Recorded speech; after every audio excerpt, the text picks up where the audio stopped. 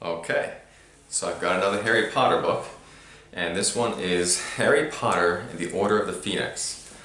I don't think we've read this one yet. I looked at the first couple pages and it looks like it's a new one.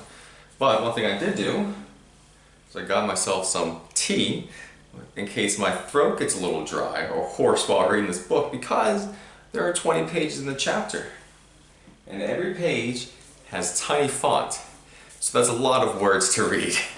But we will see how I do. If I need a drink, hopefully that will cool down enough in time that I can take a drink and not burn my tongue or my mouth. So, without further ado, I have chapter 1 from Harry Potter and the Order of the Phoenix, called Dudley Demented. Now, like the other Harry Potter books, they really don't have any pictures in them, so I'm not going to hold it up for you guys to see it like this, because the words are tiny.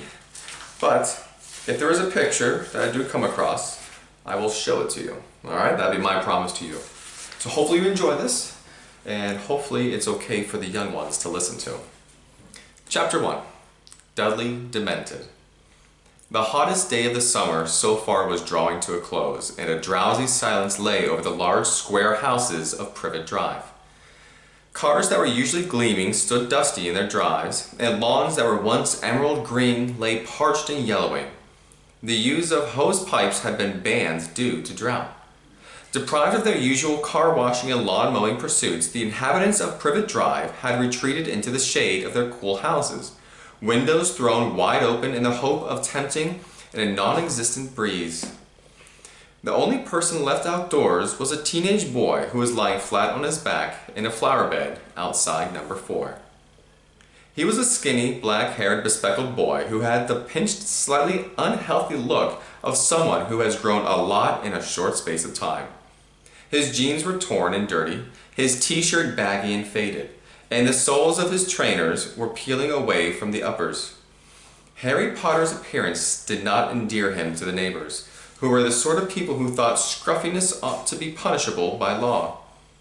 But as he had hidden himself behind a large hydrangea bush this evening, he was quite invisible to passer-by. In fact, the only way he could be spotted was if his Uncle Vernon and Aunt Petunia stuck their heads out of the living room window and looked straight down into the flower bed below. On the whole, Harry thought he was to be congratulated on his idea of hiding here. He was not perhaps very comfortable lying on the hot, hard earth, but on the other hand, nobody was glaring at him, grinding their teeth so loudly that he could not hear the news, or shooting him nasty questions at him, as had happened every time he had tried sitting down in the living room and watching television with his aunt and uncle. Almost as though this thought had flirted through the open window, Vernon Dursley, Harry's uncle, suddenly spoke. "Glad to see the boys stop trying to butt in. Where is he, anyway?" "I don't know," said Aunt Petunia unconcernedly. "Not in the house." Uncle Vernon grunted. "Watching the news," he said scathingly. "I'd like to know what he's really up to. As if a normal boy cares what's on the news. Dudley hasn't got a clue what's going on. Doubt he knows who the Prime Minister is. Anyway, it's not as if there'd be anything about his lot of our news, or on our news." "Vernon, shh," said Aunt Petunia. "The window's open." "Oh, yes. Sorry, dear." The Dursleys fell silent. Harry listened to a jingle about fruit and bran breakfast cereal while he watched Mrs. Figg, a batty, cat-loving old lady from nearby Wisteria Walk, amble slowly past. She was frowning and muttering to herself. Harry was very pleased that he was concealed behind the bush.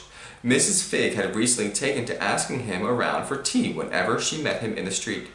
She had rounded the corner and vanished from view before Uncle Vernon's voice floated out the window again. "Dudders, out for tea."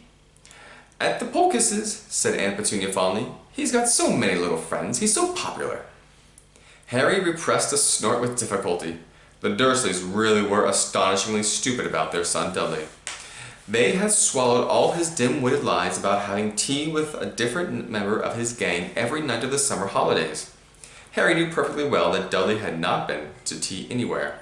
He and his gang spent every evening vandalizing the play park, smoking on street corners, and throwing stones at passing cars and children. Harry had seen them at it during his evening walks around Little Winning. He had spent most of the holidays wandering the streets, scavenging newspapers from bins along the way. The opening notes of the music that heralded the 7 o'clock news reached Harry's ears, and his stomach turned over. Perhaps tonight, after a month of waiting, would be the night.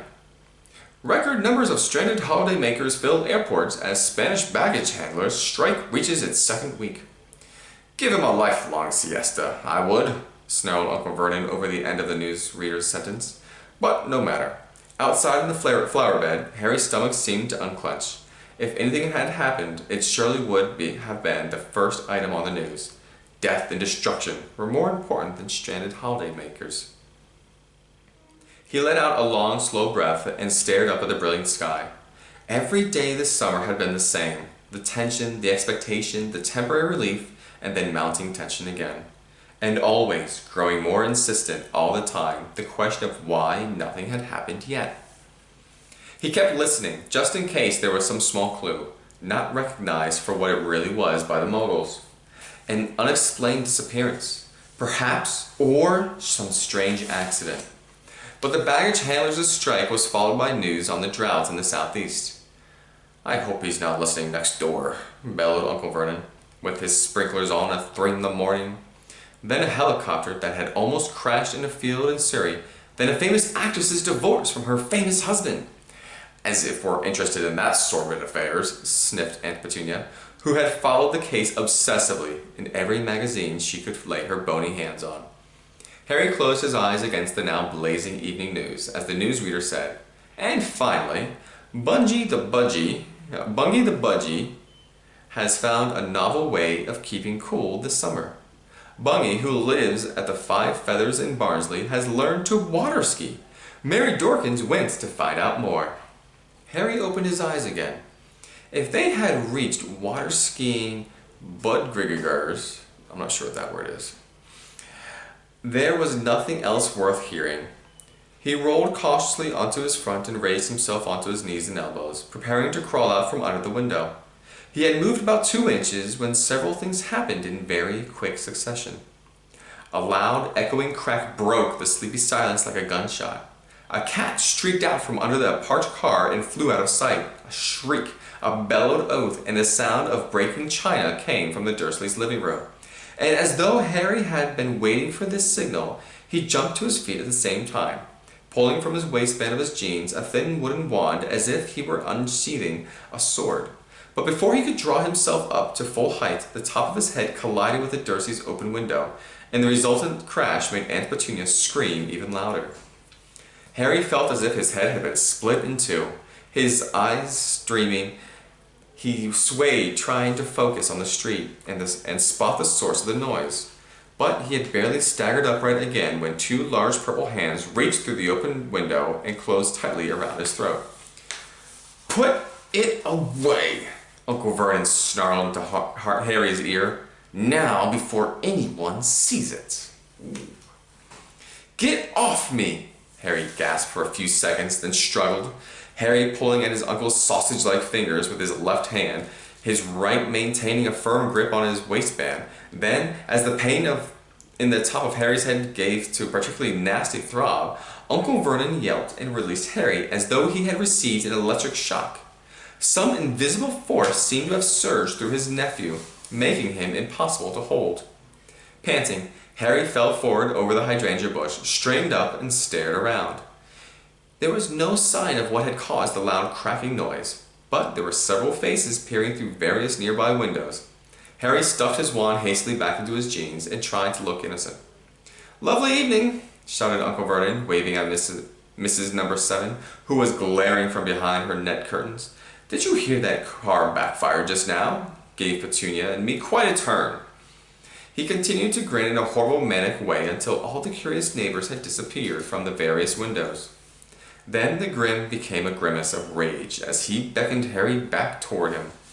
Harry moved a few steps closer, taking care to stop just short of the point at which Uncle Vernon's outstretched hands could resume their strangling. "What the devil do you mean by it, boy?"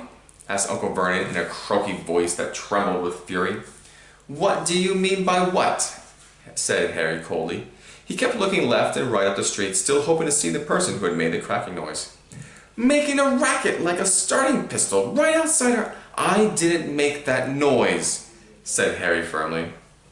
Aunt Petunia's thin, horsey face now appeared beside Uncle Vernon's wide, purple one. She looked livid. "Why were you lurking under our window?" Yes, good point, Petunia. Why were you lurking under our window, boy?" "Listening to the news," said Harry in a resigned voice. His aunt and uncle exchanged looks of outrage. "Listening to the news again?" "Well, it changes every day, you see. Don't you be clever with me, boy. I want to know what you're really up to. And don't give me any more of this listening to the news, Tosh. You know perfectly well that you're Careful, Vernon," breathed Aunt Petunia, and Uncle Vernon lowered his voice so that Harry could barely hear him. "That your lot don't get our news." "That's all you know," said Harry. The Dursleys goggled at him for a few seconds. Then Aunt Petunia said, "You're a nasty little liar. What are all those—" She lowered her voice so that Harry had to lip-read the next word. "Owls doing if they're not bringing you news." "Aha!" said Uncle Vernon in a triumphant whisper. Get out of that one, boy. As if we didn't know you get all your news from those pestilential birds." Harry hesitated for a moment.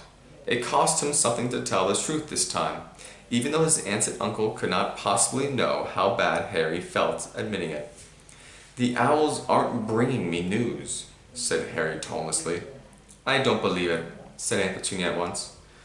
"No more do I," said Uncle Vernon forcefully. "We know you're up to something funny," said Aunt Petunia. "We're not stupid, you know," said Uncle Vernon. "Well, that's news to me," said Harry, his temper rising, and before the Dursleys could call him back, he had wheeled about, crossed the front lawn, stepped over the low garden wall, and was striding off up the street. He was in trouble now, and he knew it. He would have to face his aunts and uncle later and pay the price for his rudeness, but he did not care very much just at the moment. He had much more pressing matters on his mind. Harry was sure that the cracking noise had been made by someone apparating or disappearing. It was exactly the sound Dobby the house elf made when he vanished into thin air. Was it possible that Dobby was here in Privet Drive? Could Dobby be following him right at this moment? As this thought occurred, he wheeled around and stared back down Privet Drive. But it appeared to be completely deserted again, and Harry was sure that Dobby did not know how to become invisible. He walked on, hardly aware of the route he was taking, for he had pounded these streets so often lately that his feet carried him to his favorite haunts automatically. Every few steps he glanced back over his shoulder. Someone magical had been near him as he lay among Aunt Petunia's dying begonias. He was sure of it. Why hadn't they spoken to him? Why hadn't they made contact? I'm going to take a quick break right now to get some tea.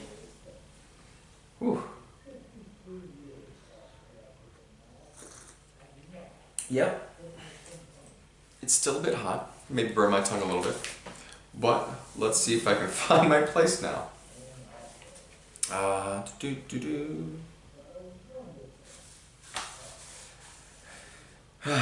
And then, as his feeling of frustration peaked, his certainty leaked away. Perhaps it hadn't been a magical sound after all. Perhaps he was so desperate for the tiniest sign of contact from the world to which he belonged that he was simply overreacting to perfectly ordinary noises. Could he be sure it hadn't been the sound of something breaking inside a neighbor's house? Harry felt a dull sinking sensation in his stomach, and before he knew it, the feeling of hopelessness that had plagued him all summer rolled over him once again. Tomorrow morning he would be awoken by the alarm at 5 o'clock, so that he could pay the owl that delivered the Daily Prophet. But was there any point to continuing to take it? Harry merely glanced at the front page before throwing it aside these days. When the idiots who ran the paper finally realized that Voldemort was back, it would be headline news, and that was the only kind Harry cared about. If he was lucky, there would also be owls carrying letters from his best friends Ron and Hermione, though any expectation he had that their letters would bring him news had long since dashed. "We can't say much about you-know-who, what, obviously," We've been told not to say anything important in case our letters go astray. We're quite busy, but I can't give you details here. There's a fair amount going on. We'll tell you everything when we see you." But when were they going to see him? Nobody seemed to be too bothered with the precise date. Hermione had scribbled, "I expect we'll be seeing you quite soon," inside his birthday card. But how soon was soon? As far as Harry could tell from the vague hints in the letters, Hermione and Ron were in the same place, presumably at Ron's parents' house. He could hardly bear to think of the pair of them having fun at Burrow when he was stuck in Privet Drive. In fact, he was so angry at them that he had thrown both their birthday presents of Honeydukes chocolates away unopened. Though he had regretted this after eating the wilting salad Aunt Petunia had provided for dinner that night. And what were Ron and Hermione busy with? Why wasn't he, Harry, busy? Hadn't he proved himself capable of handling much more than they? Had they all forgotten what he had done? Hadn't it been he who had entered the graveyard and watched Cedric being murdered and being tied to that tombstone and nearly killed? Don't think about that, Harry told himself sternly for the 100th time that summer. It was bad enough that he kept revisiting the graveyard in his nightmares, without dwelling on it in his waking moments too. He turned a corner into Magnolia Crescent. Halfway along the path, he passed the narrow alleyway down the side of the garage where he had first clapped his eyes on his godfather. Sirius at least seemed to understand how Harry was feeling. Admittedly, his letters were just as empty of proper news as Ron and Hermione's, but at least they contained words of caution and consolation instead of tantalizing hints. "I know this must be frustrating for you. Keep your nose clean and everything will be okay. Be careful and don't do anything rash." Well, thought Harry as he crossed Magnolia Crescent, turned into Magnolia Road, and headed toward the darkening play park. He had, by and large, done as Sirius advised. He had at least resisted the temptation to tie his trunk to his broomstick and set off for the Burrow by himself. In fact, Harry thought his behavior had been very good, considering how frustrated and angry he felt at being stuck in Privet Drive this long. Reducing to hiding in flower beds in the hope of hearing something that might point to what Lord Voldemort was doing. Nevertheless, it was quite galling to be told not to be rash by a man who had served 12 years in the wizard prison Azkaban, escaped, attempted to commit the murder he had been convicted of for in the first place, then gone on the run with a stolen hippogriff. Harry vaulted over the locked park gate and set off across the parched grass. The park was as empty as the surrounding streets. When he reached the swings, he sank onto the only one that Dudley and his friends had not yet managed to break, coiled one arm around the chain, and stared moodily at the ground. He would not be able to hide in the Dursleys' flower bed again. Tomorrow he would have to think of some fresh way of listening to the news. In the meantime, he had nothing to look forward to but another restless, disturbing night, because even when he escaped nightmares about Cedric, he had unsettling dreams about the long, dark corridors, all finishing in dead ends and locked doors, which he supposed had something to do with the trapped feeling he had when he was awake. Often the old scar on his forehead prickled uncomfortably, but he did not fool himself that Ron or Hermione or Sirius would find that very interesting anymore. In the past, his scar hurting had warned that Voldemort was getting stronger again, but now that Voldemort was back, they would probably remind him that its regular irritation was only to be expected. Nothing to worry about. Old news. The injustice of it all welled up inside him so that he wanted to yell with fury. If it hadn't been for him, nobody would even have known Voldemort was back. And his reward was to be stuck in Little Winging for 4 solid weeks, completely cut off from the magical world, reduced to squatting among dying begonias so that he could hear about water skiing budgerigers. That's a tough word.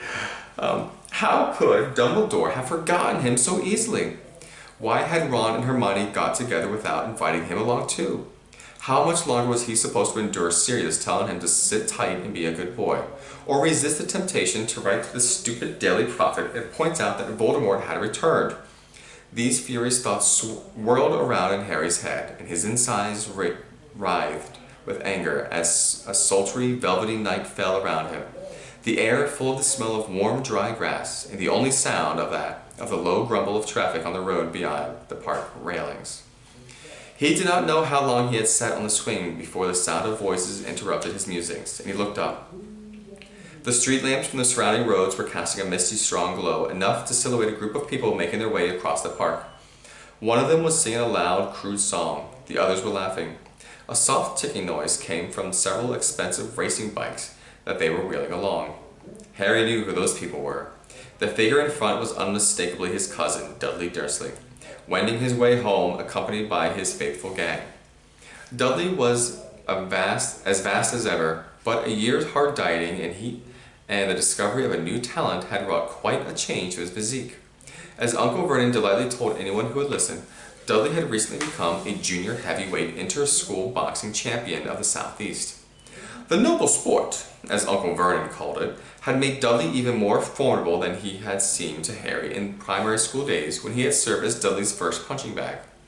Harry was not remotely afraid of his cousin anymore, but he still didn't think that Dudley learning to punch harder and more accurately was cause for celebration.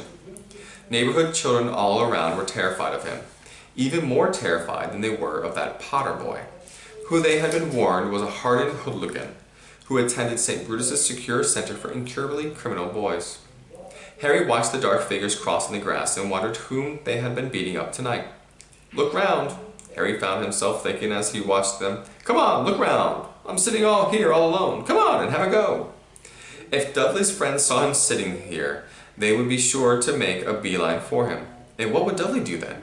He wouldn't want to lose face in front of the gang, but he'd be terrified of provoking Harry. It would be really fun to watch Dudley's dilemma, to taunt him, watch him with the powerless to respond. And if the others tried hitting Harry was ready. He had his wand. Let them try. He loved to vent some of his frustration on the boys who had once made his life hell. But they did not turn around. They did not see him. They were almost at the railings. Harry mastered the impulse to call after them. Seeking a fight was not a smart move. He must not use magic. He would be risking expulsion again. Dudley's gang's voices died. They were out of sight, heading along Magnolia Road. "There you go, Sirius," Harry thought dully.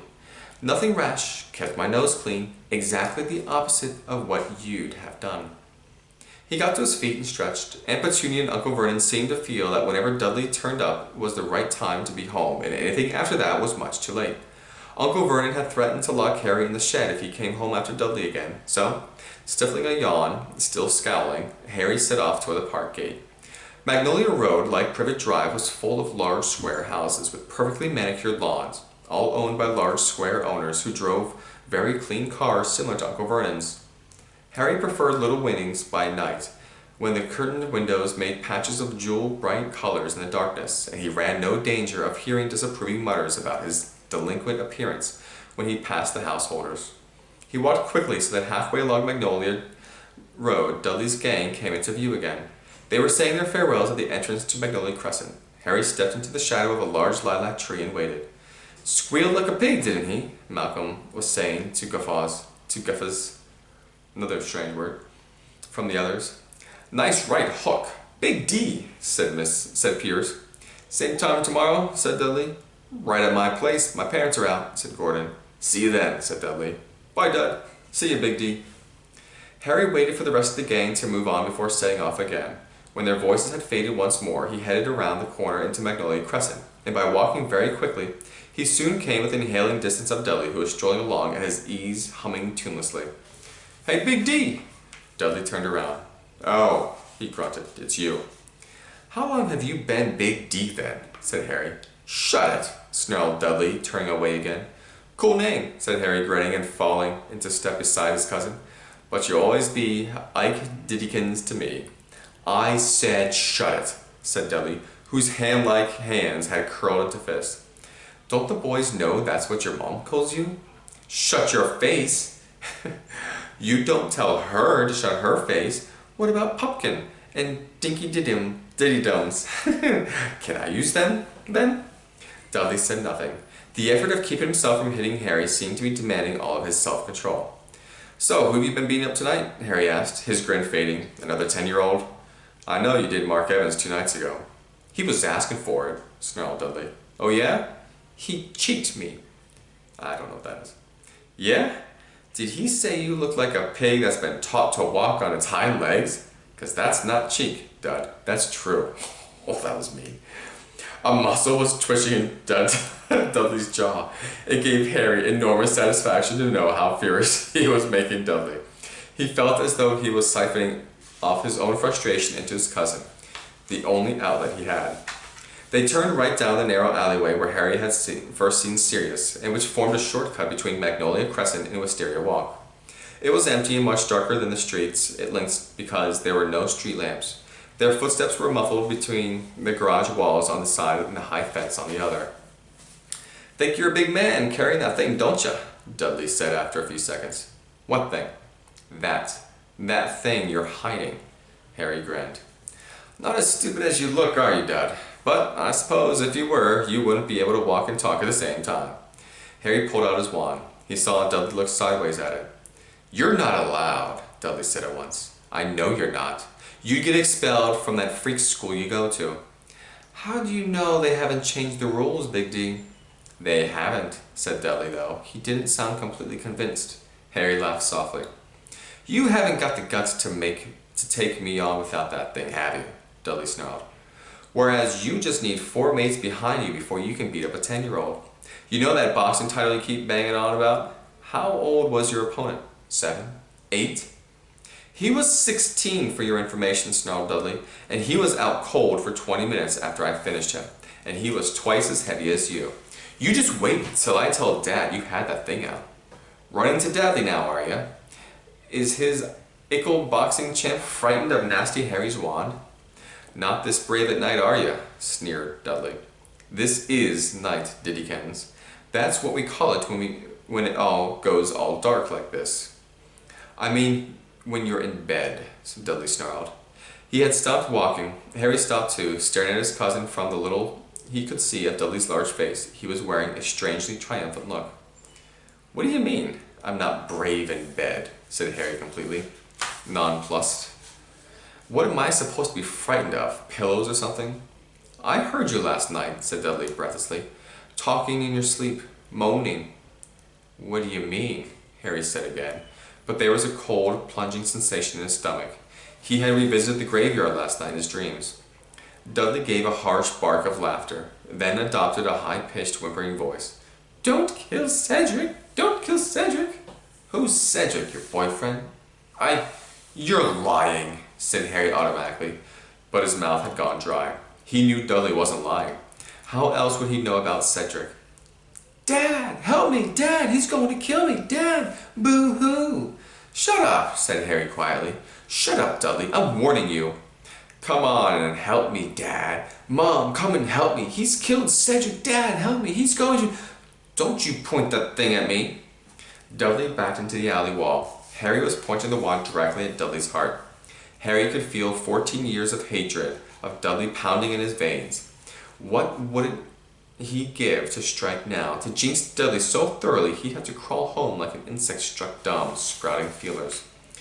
"Don't ever talk about that again," Harry snarled. "Do you understand me?" "Point that thing somewhere else." "I said, do you understand me?"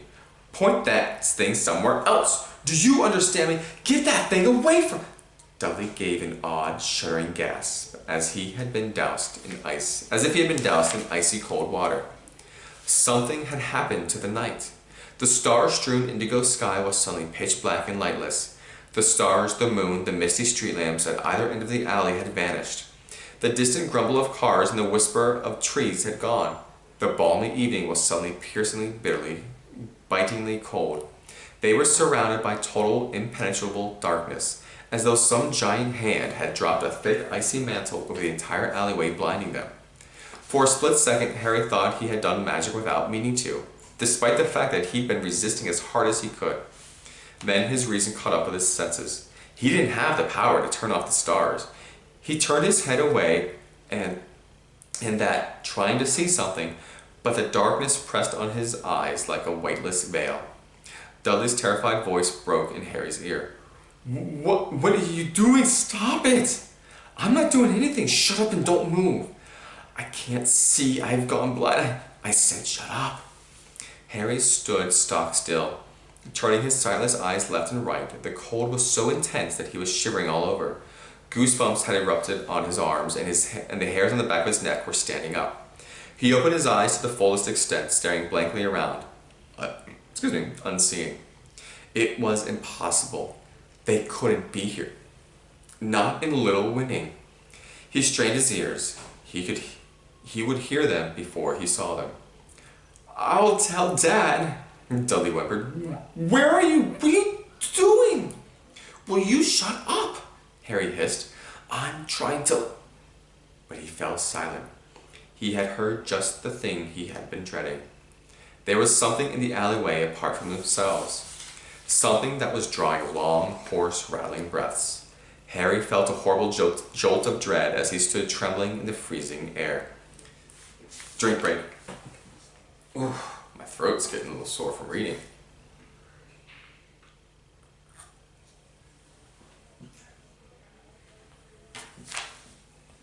Cut it out! Stop it! I'll hit you, I swear I will!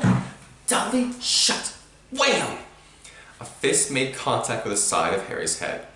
Lifting Harry off his feet, small white lights popped in front of Harry's eyes for the second time in an hour. He felt as though he thought as though his head had been cleaved in two. Next moment he had landed hard on the ground and his wand had flown out of his hand. "You moron, Dudley!" Harry yelled, his eyes watering with pain as he scrambled to his hands and knees, now feeling around frantically in the blackness. He heard Dudley blundering away, hitting the alleyway fence, stumbling. "Dudley, come back! You're running right at it!" There was a horrible squealing yell, and Dudley's footsteps stopped. At the same moment, Harry felt a creeping chill behind him. That could mean only one thing. There was more than one. "Dudley, keep your mouth shut. Whatever you do, keep your mouth shut." "What?" Harry muttered frantically, his hands flying over the ground like spiders. "Where's Wand? Come on, Loomis!" He said the spell automatically, desperate for light to help him in his search. And to his disbelieving relief, the light flared inches up from his right hand. The wand tip had ignited. Harry snatched it up, scrambled to his feet, and turning around. His stomach turned over. A towering, hooded figure was gliding smoothly toward him, hovering over the ground. No feet or face visible, its robes suckling at the night as it came. Stumbling backward, Harry raised his wand. Expecto Patronum! A silvery wisp of vapor shot from the tip of the wand, and the Dementor slowed, but the spell hadn't worked properly. Tripping over his feet, Harry retreated farther into the Dementor, as the Dementor bore down upon him, panic fogging his brain. Concentrate! A pair of gray, slimy, scabbed hands slid from inside the Dementor's robes, reaching for him. A rushing noise filled Harry's ears. Expecto Patronum! His voice sounded dim and distant. Another wisp of silver smoke, feebler than the last, drifted from the wand. He couldn't do it anymore. He couldn't work the spell. There was laughter inside his own head, shrill, high-pitched laughter.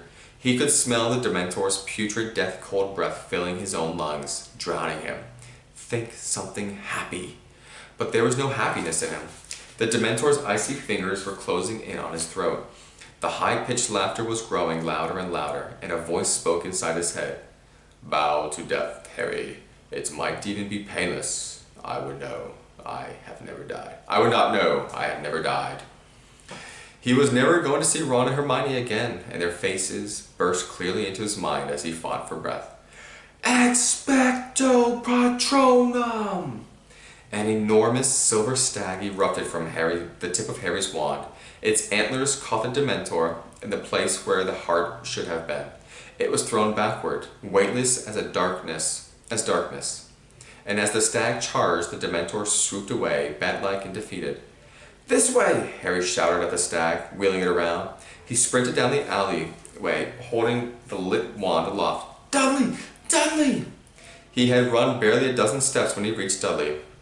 Dudley was curled on the ground, his arms clamped over his face. A second Dementor was crouching lower over him, gripping his wrist in its slimy hands, prizing them slowly, almost lovingly apart, lowering its hooded head toward Dudley's face as though he was about to kiss him.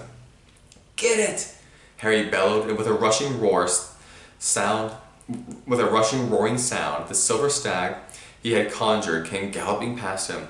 The Dementor's eyeless face was barely an inch from Dudley when the silver antlers caught it. The thing was thrown up into the air, and like its fellow, it soared away and was absorbed into the darkness. The stag cantered to the end of the alleyway and dissolved into silver mist. Moon, stars, and street lamps burst back into life. A warm breeze swept the alleyway, trees rustled in the neighboring gardens, and the mundane ramble of cars in Magnolia Crescent filled the air again. Harry stood quite still, all his senses vibrating, taking in the abrupt return to normality. After a moment he became aware that his t-shirt was sticking to him.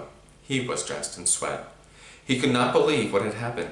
Dementors here in Little Winning? Dudley lay curled up on the ground, whimpering and shaking. Harry bent down to see whether he was in a fit state to stand up, but then heard loud running footsteps behind him. Instinctively raising his wand again, he spun on his heel to face the newcomer. Mrs. Figg, their batty old neighbor, came panting into sight. Her grizzly gray hair was escaping from its hairnet. A clanking, strange shopping bag was swaying from her wrist, and her feet were halfway out of her tartan carpet slippers. Harry made to stow his wand hurriedly out of sight, but, "Don't put it away, idiot boy," she shrieked. "What if there are more of them around? Oh, I'm going to kill Mundungus Fletcher." And that's that. That was chapter 1. Next chapter is A Peck of Owls. Whew. Well, I hope you enjoyed that chapter. Yeah, I am tired now. That one wore me out. A lot of words. So anyways, I hope you have a great night or a great day. I'm confused now because I'm so tired. But I really enjoyed reading this book to you. I think there's just one more Harry Potter book for me to read and send back to you guys. So hopefully I can get that book soon and we can have the complete set. Alright, I love you guys and I miss you.